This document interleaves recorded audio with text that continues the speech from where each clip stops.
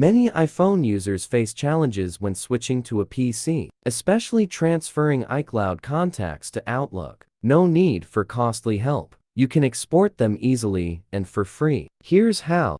Part 1. Export iCloud contacts to Outlook with iCloud. 1. Sign into iCloud.com using your Apple ID and password. 2. Open the Contacts app. 3. Click the gear icon in the lower left corner and choose Select All to highlight all contacts.